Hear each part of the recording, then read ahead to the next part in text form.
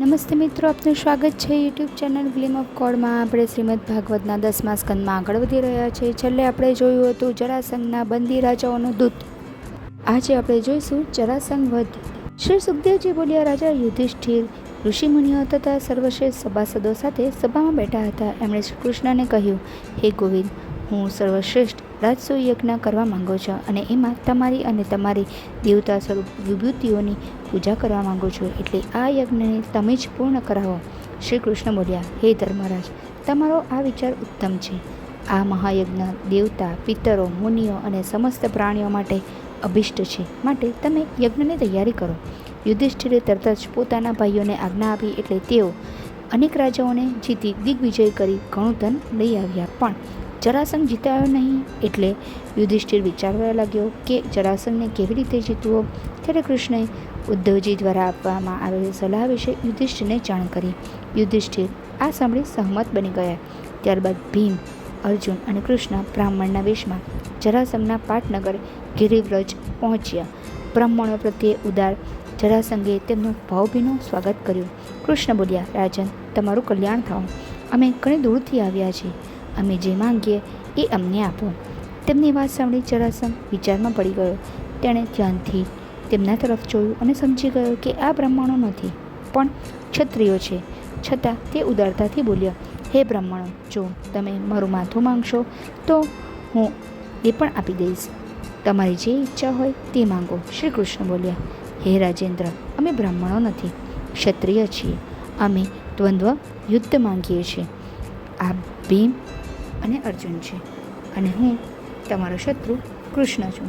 આ સાંભળી ક્રૂર હાસ્ય કરતો જરાસંઘ બોલ્યા, મૂર્ખાઓ, હું તમને યુદ્ધ આપીશ. કૃષ્ણ, તમે કાયર છો. ભયભીત બની મથુરા છોડી નાસી ગયા હતા, એટલે તમારા જેવા કાયર સાથે હું યુદ્ધ નહીં કરું. અર્જુન મારાથી નાનો છે, યુદ્ધ સરખા સાથે જ લડાય, એટલા માટે તેની સાથે પણ હું લડીશ નહીં. માત્ર આ ભીમ મારા જેવો બળવાન છે, એટલે હું માત્ર ભીમ સાથે યુદ્ધ કરીશ. આમ કહી તેમણે ભીમને એક ગદા આપી અને રણ મેદાનમાં પહોંચ્યો. ભીમ અને જરાસંઘ વચ્ચે ભીષણ યુદ્ધ થવા લાગ્યો.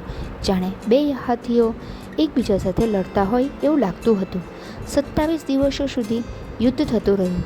તેઓ દિવસે લડતા પણ રાત્રે બંને મિત્ર સમાન રહેતા હતા. એક દિવસ ભીમે કહ્યું, હે પ્રભુ, જરાસંઘને જીતવો મુશ્કેલ છે. ત્યારે કૃષ્ણે તેને ઉપાય બતાવ્યો. બીજા દિવસે જ્યારે યુદ્ધ થવા લાગ્યું ત્યારે કૃષ્ણે એક ડાળી લઈ ચીરી નાખીને ભીમને સંકેત આપ્યો. સંકેત મળતા જ ભીમે જરાસંઘના બંને પગ પકડી ચીરી નાખ્યો. જરાસંઘ મરાતા બધે હાહાકાર મચી ગયો. ત્યારબાદ કૃષ્ણે એના પુત્ર સહદેવને મગધ દેશનો રાજા બનાવી કારાગારમાં રહેલા બંદી રાજાઓને કેદમાંથી છોડાવી મુક્ત કર્યા.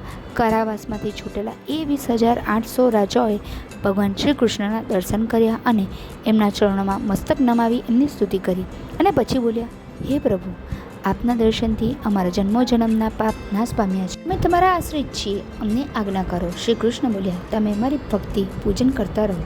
ધર્મપૂર્વક પ્રજાનું પાલન કરતા સંતાન માટે સ્ત્રી વગેરેનો ઉપભોગ કરો. ત્યારબાદ એ રાજાઓને સ્નાન કરાવ્યા પછી એમને ઉત્તમ વસ્ત્રો અને શ્રેષ્ઠ ભોજન આપવામાં આવ્યું. તે પછી કૃષ્ણે એમને અનેક ભેટ સુગાદો આપી ઉત્તમ રથમાં બેસાડી તેમને પોતપોતાના દેશમાં જવા માટે વિદાય આપી. જરાસંઘના પુત્ર સહદેવે કૃષ્ણ અને અર્જુનની યથાવિધિ પૂજા કરી. ત્યારબાદ એ ત્રણે ઇન્દ્રપ્રસ્થ જવા રવાના થયા.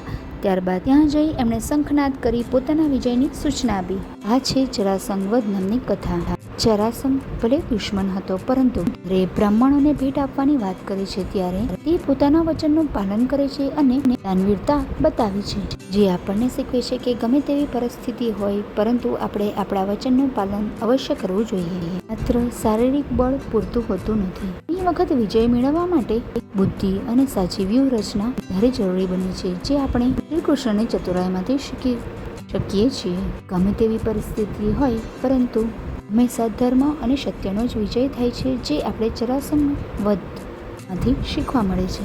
આ છે સંપૂર્ણ કથાનો સાર. જો આપને આ વિડીયો પસંદ આવ્યો હોય તો વિડીયોને લાઈક કરજો, શેર કરજો અને ચેનલને સબસ્ક્રાઈબ કરવાનું ભૂલતા નહીં. જય શ્રી કૃષ્ણ.